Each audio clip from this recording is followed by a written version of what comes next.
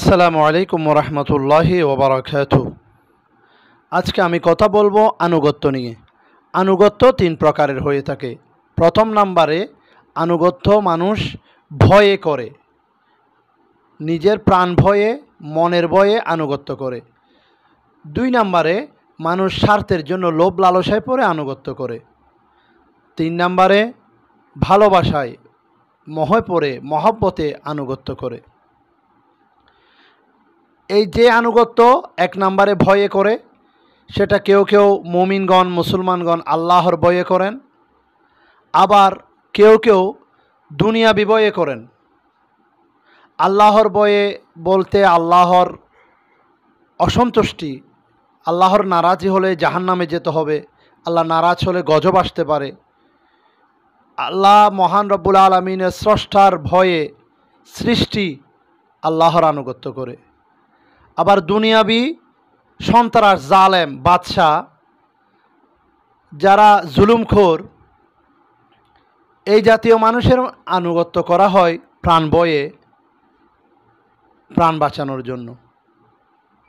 এটাকে প্রকৃত আনুগত্য বলে না, এটা নিজের প্রাণ বাঁচানোর জন্য ভয়। কিন্তু মুমিন মুসলমান সবসময় আল্লাহকে ভয় করে, আল্লাহর ভয়ে দুনিয়াদারি করে। আর যারা ইমান দুর্বল, যাদের ইমানি শক্তি কমজোর, তারা দুনিয়ার মুনাফেক, জালেম, ফাসেক, ইহুদি নসরা, তাদের টাকা খেয়ে সন্ত্রাসদেরকে ভয় করে এবং তাদের দালালি করে, তাদের ভয় নিয়ে চলাফেরা করে। নাউজুবিল্লাহ মিন জালিক। দুই নম্বরে স্বার্থের জন্য লোভ লালসার আনুগত্য। এটাও দু প্রকার।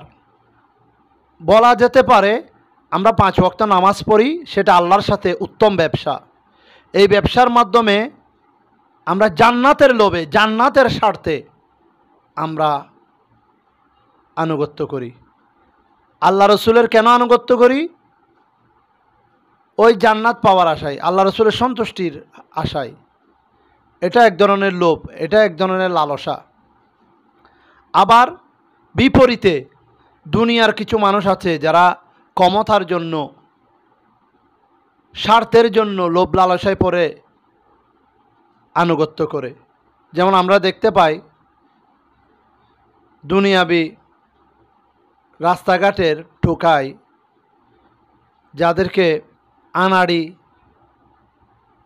বলদ, বেকুব, রাস্তার সন্তান, জারজ সন্তান, এই সমস্ত উপাধি দিয়ে আমরা তাদেরকে সম্বোধন করি। এরকম কিছু জালেম আছে যাদের চায়ের বিনিময়ে, কোকাকোলার বিনিময়ে, বিড়ি সিগারেটের বিনিময়ে লোভ লালসায় পড়ে আমরা তাদের আনুগত্য করি। হতে পারে সেটা ধন সম্পদের লোভ, হতে পারে সেটা নারী গাড়ি বাড়ির লোভ, অর্থের লোভ। বোঝা যাচ্ছে লোভ লালসার আনুগত্য প্রকৃত আনুগত্য নয়। 3 নম্বরে আসুন, মহব্বতের আনুগত্য, আদবের আনুগত্য, ভালোবাসার আনুগত্য, যেটা স্বয়ং একমাত্র আল্লাহর হাবিব মুহাম্মদুর রাসূলুল্লাহ সাল্লাল্লাহু তাআলা আলাইহি ওয়াসাল্লামকে করতে বলেছেন। কিভাবে? আল্লাহ রাব্বুল আলামিন ইরশাদ করছেন, বিসমিল্লাহির রহমানির রহিম, কুল ইন কুনতুম তুহিব্বুনাল্লাহা ফাত্তাবিউনি ইউহিব্বুকুমুল্লাহু ওয়া ইয়াগফির লাকুম যুনুবাকুম আল্লাহু গফুরুর রহিম। কুল, হে হাবিব, আপনি বলে দিন, এটা শানে রাসালাতের বাণী, আপনি বলে দিন আল্লাহর আদেশ, ইন কুনতুম তুহিব্বুনাল্লাহা, যদি তারা আল্লাহকে ভালোবাসে, ফাত্তাবিউনি, তার মাহবুব নবী করিম সাল্লাল্লাহু আলাইহি ওয়াসাল্লামের অনুসরণ করে, আনুগত্য করেন, ওনার পদাঙ্ক অনুসরণ করেন, তাহলে কি হবে? ইউহিব্বুকুমুল্লাহু, আল্লাহর ভালোবাসা আদায় হয়ে যাবে, আল্লাহর ভালোবাসা প্রাপ্ত হবেন, লাভ করবেন, আল্লাহকে ভালোবাসা আদায় হয়ে যাবে। ওয়া ইয়াগফির লাকুম, আল্লাহ তোমাদের গুনাহগুলো আল্লাহ মাফ করে দিবেন। যত ওয়া ইয়াগফির লাকুম যুনুবাকুম ওয়াল্লাহু গফুরুর রহিম, আল্লাহকে পাবেন অতীব ক্ষমাশীল ও পরম দয়ালু। এভাবে আনুগত্যের কথা 3 ভাগে ভাগ রয়েছে।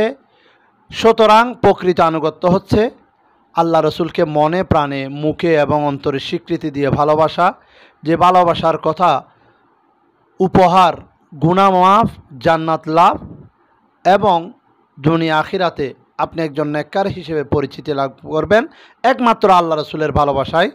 আল্লাহ রসুলকে অনুসরণ করলে আল্লাহর ভালোবাসা আদায় হয়ে যায়। সেই জন্য 3 ভাগে ভাগ করে বুঝিয়ে দিলাম। একটা হচ্ছে বইয়ের আনুগত্য, একটা লোভ লালসার আনুগত্য, আর একটা হচ্ছে পরিশেষে মহব্বত আদব ভালোবাসার আনুগত্য। আল্লাহ আমাদেরকে মহব্বত আদব ভালোবাসার আনুগত্য করার তৌফিক দান করুক, আমিন।